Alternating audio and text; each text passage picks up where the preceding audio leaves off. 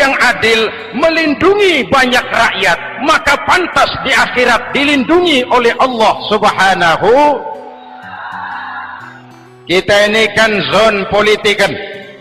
Kita ini makhluk yang tidak mungkin hidup sendiri-sendiri.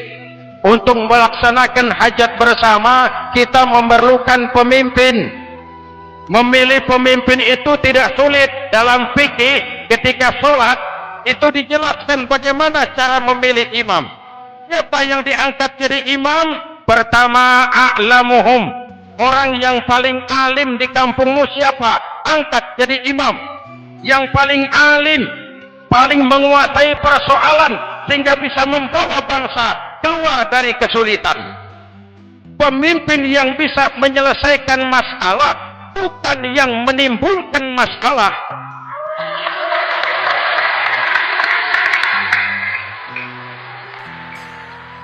Apalagi kalau pemimpinnya jadi masalah, bagian dari masalah. Ini namanya pengurus jadi urusan. A'lamuhum. Pak, di kampung saya ada 2 orang, alimnya sama. Yang mana yang jadi imam? Afsahuhum, yang lebih fasih lidahnya, yang paling pandai menyuarakan aspirasi rakyatnya, punya sense of crisis. Yang satu alim tapi pelo, yang satu alim tidak pelo, yang tidak pelo jadi imam. Kenapa? Tidak sah orang fasih bermakmum kepada imam pelo. Pak, ini imam pelo, makmum pelo semua, sah. Namanya kampung pelo. Aduh Pak, ini 2 orang alimnya sama, fasihnya sama, yang mana yang jadi imam? Aktsaruhum sinnan, yang lebih tua umurnya, senioritas baru dihitung. Lahirnya bareng Pak. Yang mana yang jadi imam? Awaluhum hijratan, yang lebih dulu tinggal di situ, yang punya semangat nasionalisme yang tinggi, yang cinta kepada bangsa dan rakyatnya. Sudah ada imam, sudah, ayo azan.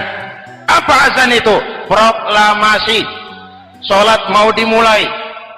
Sudah azan, sudah. Qobliyah 2 rakaat, qobliyah. Apa qobliyah itu? Dulu ada namanya Panitia Persiapan Kemerdekaan Indonesia, qobliyah. Sudah qobliyah? Sudah. Luruskan shaf, atur barisan yang lurus, rapatkan barisan. Apa ini? Bentuk pemerintahan yang kompak, bersih, berwibawa. Jangan sesama elit saling tawuran.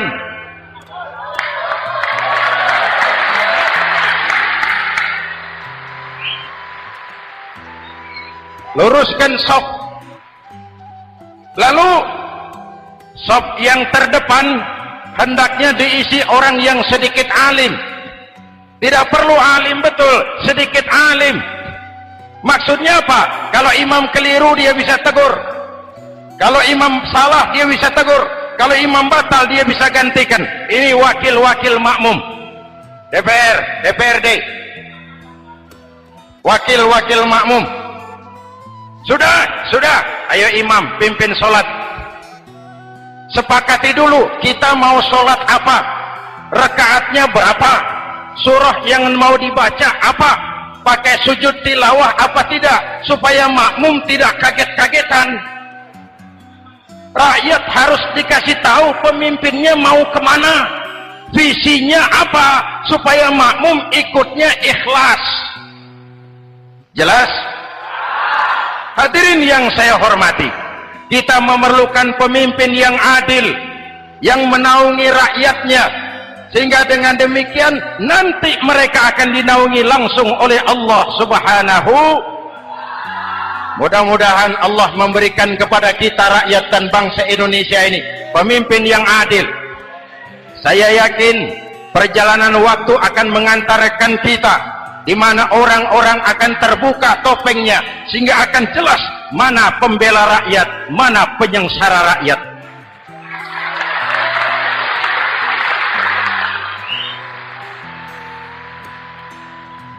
Lalu sebenarnya tiap kita ini kan pemimpin.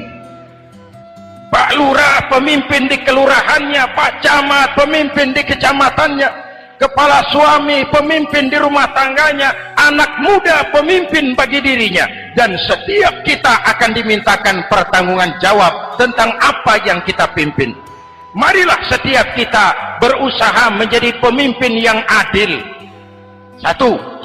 Yang kedua, syab nasya'a fi ibadatillah, anak muda yang tekun beribadah kepada Allah. Amin. Remaja adalah masa depan kita semua. Akan bagaimana Republik Indonesia, bahkan akan bagaimana Islam di Republik Indonesia 20, 30, 40 tahun yang akan datang, anak-anak kita jawabannya. Jelas? Maka menghancurkan Islam tidak usah menyegel masjid, tidak usah menutup pesantren, tidak perlu melarang pengajian, cukup dengan meracuni remaja dan pemuda Islam, menjauhkan mereka dari agama dan ulama.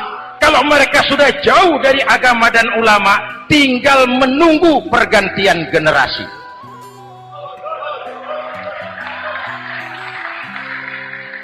Maaf, kalau yang sudah 60 tahun ke atas itu saya anggap angkatan selamat, generasi tanda seru. Insya Allah mantap akidahnya, tidak goyah imannya.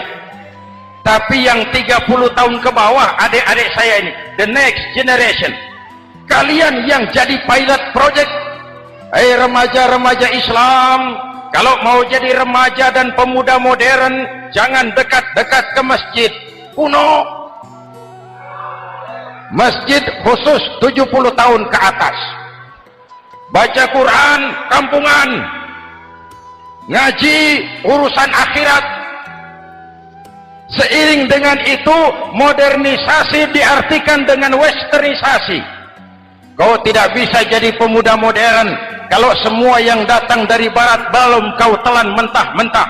Kau harus bisa bergaul seperti orang barat, berpakaian seperti orang barat, berumah tangga seperti orang barat, makan minum seperti orang barat. Kalau nyanyi lagunya lagu barat yang orang lain nggak ngerti, kamu juga nggak tahu. Mengalirlah narkoba dalam segala bentuknya, maka muncullah generasi-generasi santai, generasi-generasi salon yang mencoba mencari pelarian hanya dengan kesenangan sesaat, tapi menghancurkan masa depan yang pasti.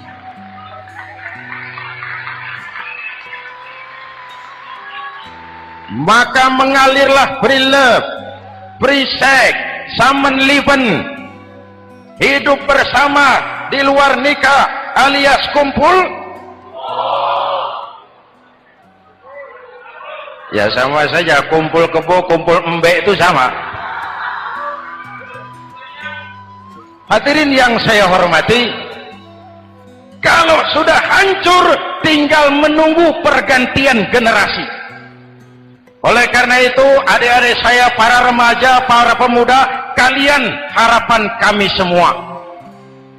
Di pundak kalian kami pertaruhkan hari depan bangsa dan negara ini. Hidup cuma putaran menunggu giliran. Ada saat datang, ada waktu pergi, ada hari lahir, ada saat kembali, ada hari dilantik, ada saat untuk menyerahkan jabatan. Hidup cuma sekadar menunggu giliran. Karena itu kepada kalian saya ingatkan satu ucapan orang bijak. Hai anak muda, berpikirlah kau di waktu pagi, bekerjalah di waktu siang, makanlah di waktu sore, dan tidurlah di waktu malam. Berpikir di waktu pagi, belajar mumpung masih muda. Bekerjalah di waktu siang, amalkan ilmu itu setelah dewasa. Makanlah di waktu sore, hari tua tinggal menikmati hasilnya. Tidurlah di waktu malam, matilah dengan tenang. Kalau pagi kau tidak berpikir, nanti siang kau tidak akan bisa bekerja. Kalau siang tidak kerja, nanti sore mau makan apa? Kalau sore tidak makan, alamat malam nggak bisa tidur.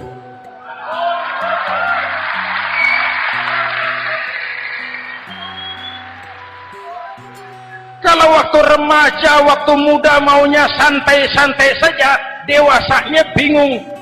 Kalau dewasanya bingung, hari tua terlunta-lunta.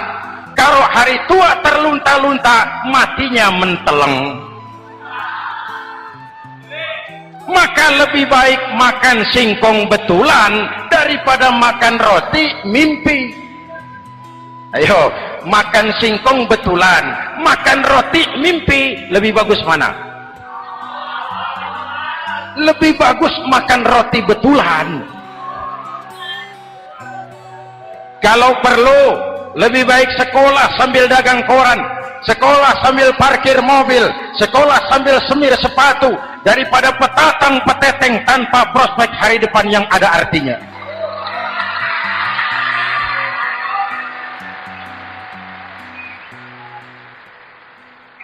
Inilah golongan kedua yang nanti akan langsung mendapat perlindungan dari Allah. Anak muda yang tekun ibadah. Kalau orang tua tekun ibadah, pantas. Orang tua rajin ibadah, tidak istimewa. Masya Allah Pak, itu orang tahajudnya hebat, wirid yasinnya mantap, puasanya luar biasa, zikirnya mantap. Umurnya berapa? 70. Wajar. Lalarwi sanjo. Sudah larut senja. Kalau 70 masih jadi preman, kapan taubatnya? Tapi kalau ada anak muda, darahnya masih mengalir dengan panas, keinginannya masih sejuta khayal, dia bisa salurkan di jalan Allah, itu amat disukai Allah, dan itu akan mendapat perlindungan langsung dari Allah Subhanahu. Hadirin kaum muslimin di seluruh tanah air yang saya cintai, sekarang kita sampai kepada golongan ketiga yang nanti dinaungi Allah. Itu siapa? Rajulun qalbuhu mu'allaqun bil masajid. Seseorang yang hatinya selalu terpaut kepada masjid. Masjid memang tempat melaksanakan sholat, tapi lebih dari itu dia adalah pusat kegiatan umat. Umat Islam dengan masjid seperti ikan dengan air, tidak boleh berpisah. Sehingga ada hadis qudsi mengajarkan, inna buyuti fil ardil masajid wa inna zuwari fiha ummaruha. Rumahku di permukaan bumi adalah masjid, orang-orang yang memakmurkan masjid adalah tamuku. Dari masjidlah terpancar semangat silaturahmi, dan itu yang sangat kita perlukan sekarang. Di tengah-tengah kerentanan kita sebagai bangsa, masjid harus jadi lem perekat. Di sini siapapun yang datang mengucapkan assalamualaikum, betul? Menebarkan salam, menebarkan rasa damai, bersalaman. Kata Nabi, ma min muslimaini yaltaqiyani fayatasafahani illa ghafarallahu dzunubahuma. Apabila dua orang Islam bertemu lalu bersalam-salaman, Allah akan menghapuskan dosa yang terjadi di antara kedua orang itu. Bangsa kita sedang rentan perpecahan, benih-benih disintegrasi bertebaran di mana-mana. Maka mari kita kembali ke masjid untuk menyusun semangat kebersamaan, meluruskan saf, merapatkan barisan, dan menerjemahkannya di luar masjid. Ini ada kaitannya dengan faktor yang keempat yang langsung dilindungi Allah. Siapa mereka? Rajulani tahabba fillahi ijtama'a alaihi wa tafarraqa alaihi. Dua orang yang bersaudara, bertemu karena Allah, berpisah karena Allah. Itu akan dilindungi langsung oleh Allah di hari akhirat nanti. Dua orang bersaudara, bertemu karena Allah, berpisah pun juga karena Allah. Tadi dalam perjalanan ke sini saya melalui sebuah desa. Masih ada sisa-sisa tawuran antar desa. Saya tidak sebutkan desanya, itu rahasia perusahaan. Saya cuma prihatin siapa lawan siapa, siapa yang kita bakar rumahnya, siapa yang kita sambiti dengan batu, siapa yang kita rugikan, padahal urusannya kadang-kadang sepele. Di satu desa misalnya cuma urusan kaset jadi tawuran antar desa. Ini kan hal yang sangat sepele, padahal Nabi mengajarkan dengan keras, kalau dua orang Islam saling bertengkar, al-qatil wal maktul finnar, yang membunuh dan yang dibunuh dua-duanya neraka. Sahabat bertanya, ya Rasul, kalau yang membunuh masuk neraka pantas, kenapa yang dibunuh neraka juga? Rasulullah senyum lalu berkata, yang dibunuh pun sudah punya niat membunuh, cuma keduluan dibunuh. Andai kata tidak dibunuh, dia yang akan membunuh. Mari kita renungkan, kenapa sebagai bangsa kita seperti tercabut dari akar budaya kita. Kita jadi beringas, kita jadi brutal untuk hal yang sepele. Yang satu teriak Allahu Akbar, yang lain teriak Allahu Akbar. Siapa lawan siapa? Dulu Bung Tomo teriak Allahu Akbar, musuhnya londo. Sayyidina Hamzah, Khalid bin Walid teriak Allahu Akbar, yang dilawan kafir, Abu Jahal, Abu Lahab, Abu Sufyan. Sekarang si Ali lawan si Hasan, Hasan Allahu Akbar, Ali Allahu Akbar. Siapa lawan siapa?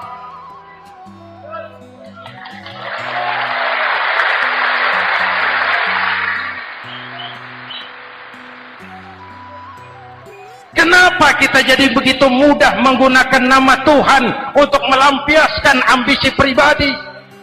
Kenapa Allahu Akbar yang begitu sakral kita lepas cuma untuk pelampiasan sebuah dendam? Dua orang yang bersaudara bertemu karena Allah, berpisah karena Allah, itu ukurannya. Kau di jalan Allah, kau saudaraku. Keluar dari jalan Allah, selesai persaudaraan sampai di sini.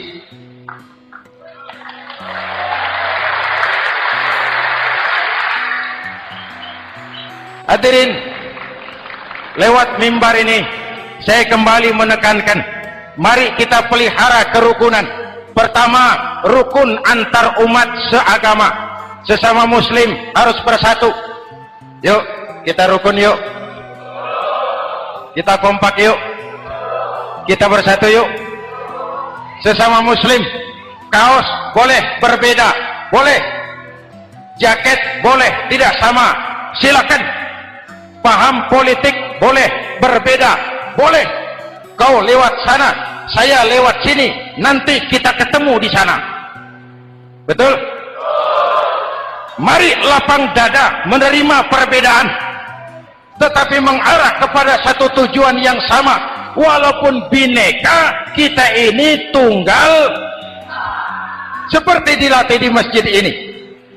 Dua orang yang bersaudara bertemu karena Allah, berpisah karena Allah. Hati-hati, di masyarakat sekarang ini kan lebih banyak tukang kompor daripada tukang lem. Tahu tukang kompor? Hangati sana, panasi sini, bakar sana, sulut sini. Terbakar kita, dia lari tepuk tangan. Udah capek kita rakyat diobok-obok, udah capek kita rakyat dialamatkan, dijadikan adres. Semua kalau pidato demi rakyat, untuk rakyat, buat rakyat, padahal nggak pernah kenal sama rakyat. Kita cuma jadi alamat. Mari kita kokohkan akar kebersamaan. Kita sama-sama anak Ibu Pertiwi. Di negeri ini kita dilahirkan. Air negeri ini yang kita minum, udara negeri ini yang kita hirup. Kalian remaja, kalian pemuda, lebih bertanggung jawab karena kalian anak Ibu Pertiwi. Hadirin yang saya hormati, maka tetaplah jaga semangat kebersamaan. Ini yang keempat. Yang kelima, rajulun zakarallaha khalian fafadat ainahu. Seseorang yang mengingat Allah dalam kesunyian lalu berlinang air matanya. Tengah malam, dikala orang sedang tidur, dia bangun munajat, gemersik tikar tersentuh tangan, laksana lambaian tangan malaikat maut datang hendak merenggut nyawa. Terbayang dosa yang pernah dia kerjakan, air mata berurai membasahi pipi tanpa terasa. Orang yang munajat semacam itu nanti langsung mendapat perlindungan dari Allah Subhanahu. Saya pernah baca hadis qudsi, merinding bulu kuduk saya mendengar hadis qudsi ini. Terbayang Indonesia saya, Indonesiaku, Indonesiamu, Indonesia kita semua. Apa kata Allah dalam hadis qudsi? Inni la ahammu bi'azabi ibadi. Kadang-kadang aku muak melihat tingkah laku manusia. Aku kepengen turunkan azab. Kalau azab turun di bumi, kita sudah merasakan banjir di mana-mana. Manado banjir, Sumatera Barat banjir, Jambi banjir, Bengkulu, tanah longsor di Purworejo, Cilacap banjir, Sukabumi gempa, Pandeglang gempa, ekonomi terpuruk, antar kampung tawuran, antar elit di atas tawuran.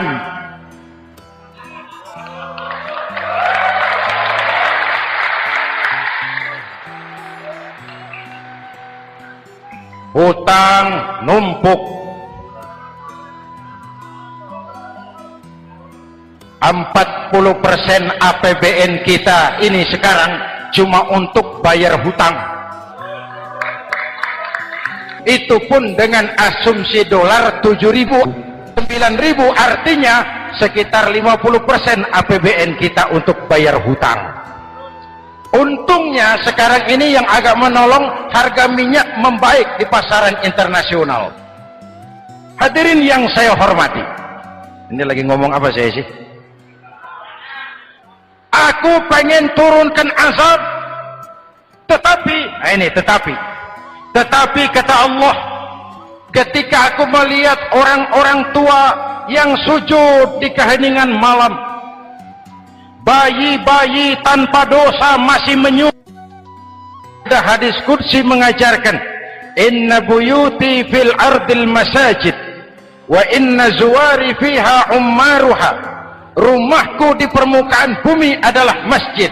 Orang-orang yang memakmurkan masjid adalah tamuku. Dari masjidlah terpancar semangat silaturahmi, dan itu yang sangat kita perlukan sekarang. Di tengah-tengah kerentanan kita sebagai bangsa, masjid harus jadi lem perekat. Di sini siapapun yang datang mengucapkan assalamualaikum, betul? Menebarkan salam, menebarkan rasa damai, bersalaman. Kata Nabi, ma min muslimaini yaltaqiyani fayatasafahani illa ghafarallahu dzunubahuma. Apabila dua orang Islam bertemu lalu bersalam-salaman, Allah akan menghapuskan dosa yang terjadi di antara kedua orang itu. Bangsa kita sedang rentan perpecahan. Benih-benih disintegrasi bertebaran di mana-mana. Maka mari kita kembali ke masjid untuk menyusun semangat kebersamaan, meluruskan saf, merapatkan barisan, dan menerjemahkannya di luar masjid. Ini ada kaitannya dengan faktor yang keempat, yang langsung dilindungi Allah. Siapa mereka? Rajulani tahabba fillahi ijtama'a alaihi wa tafarraqa alaihi. Dua orang yang bersaudara, bertemu karena Allah, berpisah karena Allah. itu akan dilindungi langsung oleh Allah di hari akhirat nanti. Dua orang bersaudara bertemu karena Allah, berpisah pun juga karena Allah. Tadi dalam perjalanan ke sini saya melalui sebuah desa, masih ada sisa-sisa tawuran antar desa. Saya tidak sebutkan desanya, itu rahasia perusahaan. Saya cuma prihatin, siapa lawan siapa, siapa yang kita bakar rumahnya, siapa yang kita sambiti dengan batu, siapa yang kita rugikan, padahal urusannya kadang-kadang sepele. Di satu desa misalnya cuma urusan kaset jadi tawuran antar desa. Ini kan hal yang sangat sepele, padahal Nabi mengajarkan dengan keras, kalau dua orang Islam saling bertengkar, al-qatil wal maktul finnar, yang membunuh dan yang dibunuh dua-duanya neraka. Sahabat bertanya, ya Rasul, kalau yang membunuh masuk neraka pantas, kenapa yang dibunuh neraka juga? Rasulullah senyum lalu berkata, yang dibunuh pun sudah punya niat membunuh, cuma keduluan dibunuh. Andai kata tidak dibunuh, dia yang akan membunuh. Mari kita renungkan, kenapa sebagai bangsa kita seperti tercabut dari akar budaya kita. Kita jadi beringas, kita jadi brutal untuk hal yang sepele. Yang satu teriak Allahu Akbar, yang lain teriak Allahu Akbar. Siapa lawan siapa? Dulu Bung Tomo teriak Allahu Akbar, musuhnya londo.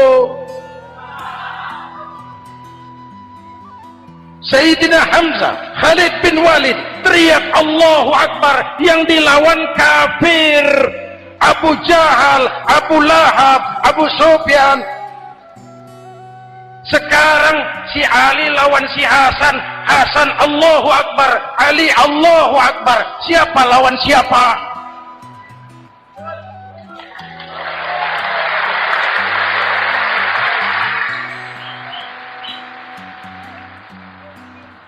Kenapa kita jadi begitu mudah menggunakan nama Tuhan untuk melampiaskan ambisi pribadi? Kenapa Allahu Akbar yang begitu sakral kita lepas cuma untuk pelampiasan sebuah dendam? Dua orang yang bersaudara bertemu karena Allah, berpisah karena Allah, itu ukurannya. Kau di jalan Allah, kau saudaraku. Keluar dari jalan Allah, selesai persaudaraan sampai di sini.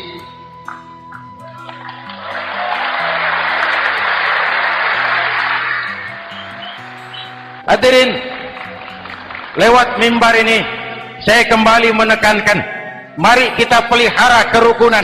Pertama, rukun antar umat seagama, sesama muslim harus bersatu. Yuk kita rukun, yuk kita kompak, yuk kita bersatu, yuk.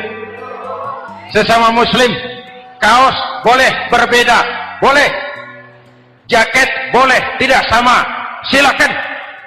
Paham politik boleh berbeda, boleh. Kau lewat sana, saya lewat sini, nanti kita ketemu di sana. Betul?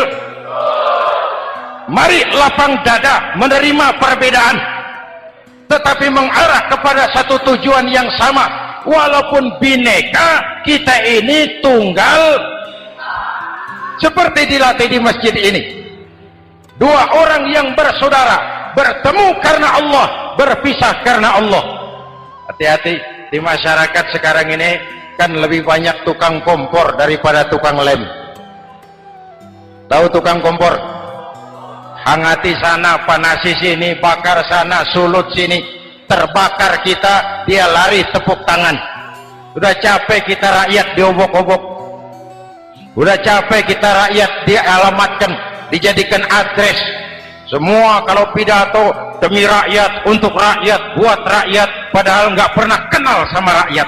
Kita cuma jadi alamat. Mari kita kokohkan akar kebersamaan. Kita sama-sama anak Ibu Pertiwi. Di negeri ini kita dilahirkan, air negeri ini yang kita minum, udara negeri ini yang kita hirup.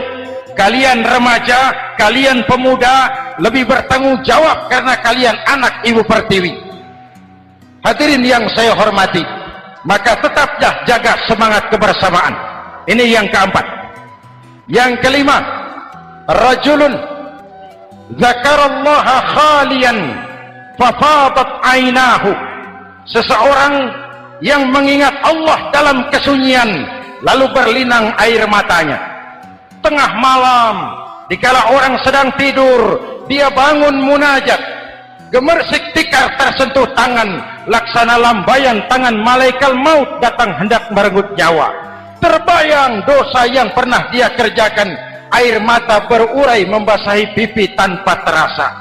Orang yang munajat semacam itu nanti langsung mendapat perlindungan dari Allah Subhanahu. Saya pernah baca hadis qudsi, merinding bulu kuduk saya mendengar hadis qudsi ini. Terbayang Indonesia saya, Indonesiaku, Indonesiamu, Indonesia kita semua. Apa kata Allah dalam hadis qudsi? Inni la ahammu bi'azabi ibadi. Kadang-kadang aku muak melihat tingkah laku manusia. Aku kepengen turunkan azab.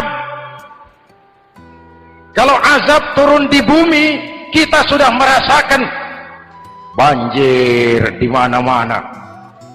Manado banjir, Sumatera Barat banjir, Jambi banjir, Bengkulu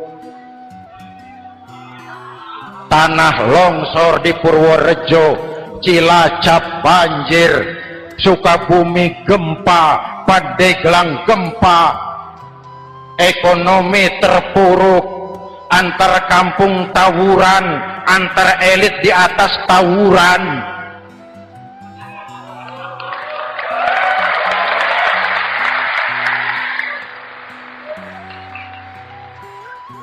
Hutang numpuk. 40% APBN kita ini sekarang cuma untuk bayar hutang. Itu pun dengan asumsi dolar 7.000, 9.000, artinya sekitar 50% APBN kita untuk bayar hutang. Untungnya sekarang ini yang agak menolong, harga minyak membaik di pasaran internasional. Hadirin yang saya hormati, ini lagi ngomong apa saya sih? Aku pengen turunkan azab, tetapi kata Allah, ketika aku melihat orang-orang tua yang sujud di keheningan malam, bayi-bayi tanpa dosa masih menyusu, binatang ternak melata mencari makan, murkaku surut, azab aku tarik kembali. Ayo renungkan hadis ini. Allah mau marah nggak jadi, azab ditarik, kesulitan diangkat, pertolongan datang, ada yang meredam murka Allah. Allah mau marah nggak jadi. Kenapa? Orang-orang tua yang tengah malam sujud sambil berlinang air mata, itu yang meredam murka Allah, yang ikhlas menangis kepada Allah, bukan menangis berdasarkan pesanan. Ini kan sekarang apa yang nggak bisa dipesan? Istighosah pesanan, demo pesanan, 10.000 berangkat. Ngerti apa enggak urusan soal lain.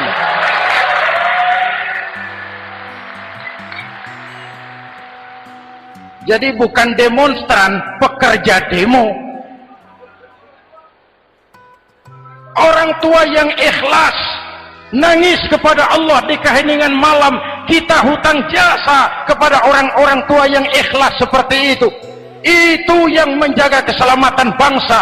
Allah mau murka nggak jadi, sepanjang masih banyak orang-orang tua yang sujud di tengah malam. Amin. Yang kedua, bayi tanpa dosa masih menyusu, tanpa dosa, binatang melata mencari makan. Sekarang bagaimana kesulitan gak mau panjang, mengamalkan hadisnya terbalik. Yang disuruh itu orang tua tengah malam sujud, bayi tanpa dosa nyusu. Sekarang ini orang tua tengah malam nyusu, bayi tanpa dosa dibuang ke tempat sampah. Akibat pergaulan bebas, bayi tanpa dosa dibuang ke tempat sampah. Orang tua tengah malam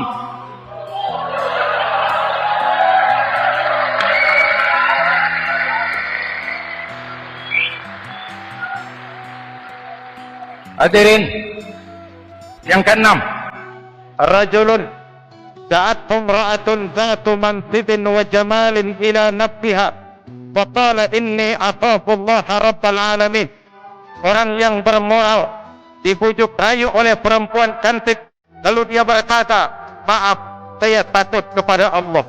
Orang bermoral yang merasakan kehadiran Allah dekat dalam hidup, umpama waktu puasa, saudara sholat zuhur, sebelum sholat saudara berwudu, ketika berjemur saudara korupsi, sedikit airnya saudara minum. Jangankan polisi, teman wudu sebelah pun tidak tahu kalau waktu berjemur saudara korupsi. Kenapa kita tidak mau melakukan? Ada rasa malu kepada Allah. Ini yang perlu kita tumbuh kembangkan, rasa malu kepada Allah Subhanahu wa ta'ala. Yang ketujuh, rajulun tasaddaqa bi shadaqatin fa akhfaha. Orang yang bersedekah lalu disembunyikan sehingga tangan kiri tidak tahu apa yang diberikan oleh tangan kanan. Orang yang punya kepedulian tinggi tetapi ikhlas menolong yatim, membantu sesama dalam rangka menegakkan masyarakat yang adil dan makmur. Mari kita mohon kepada Allah, semoga kita semua senantiasa dalam perlindungannya di dunia ini dan lebih-lebih di akhirat nanti. Al-Fatihah. A'udzubillahi Siratal ladzina an'amta 'alaihim ghairil maghdubi 'alaihim waladdallin. Amin. Bismillahirrahmanirrahim. Alhamdulillahi rabbil alamin. Allahumma shalli ala Muhammad wa ala alihi wa sahbihi ajma'in. Rabbana taqabbal minna salatana wa siyamana wa qiyamana wa takhashu'ana wa ta'abbudana wa tammim taqsirana ya arhamar rahimin. Allahumma ja'alna minas su'ada'il maqbulin wa la taj'alna minal ashqiya'il mardudin. Rabbana zalamna anfusana wa illam taghfir lana wa tarhamna lanakunanna minal khasirin. Afdalu ma qultuhu ana wan nabiyyuna min qabli la ilaha illallah.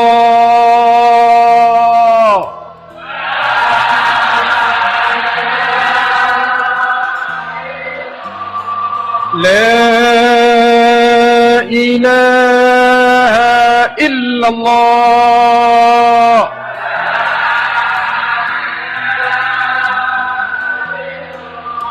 Muhammadur Rasulullah.